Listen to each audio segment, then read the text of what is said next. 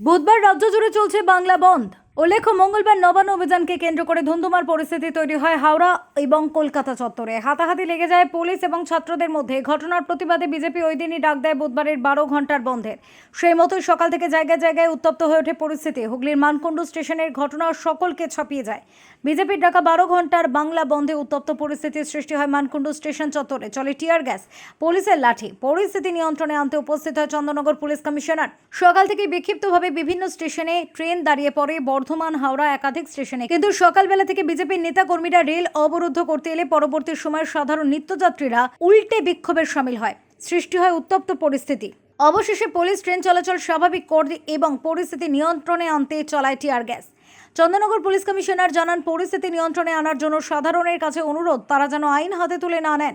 পরবর্তী সময় কমিশনারকে পরবর্তীতে ভদ্রেশ্বর স্টেশনে নজরদারি চালাতে দেখা যায়। এখন সর্বত্র ট্রেন চলাচল স্বাভাবিক। আইন হাতে নেবেন না, সবকিছু পিসফুল আছে, আমরা এনশোর করছি যে সবকিছু ঠিক আছে। সবকিছু সামান্য করার জন্য যা করার আছে আমরা করছি, সবকিছু সামান্য আছে। হুগলি থেকে সুনন্দ দত্তের রিপোর্ট, ওঙ্কার বাংলা।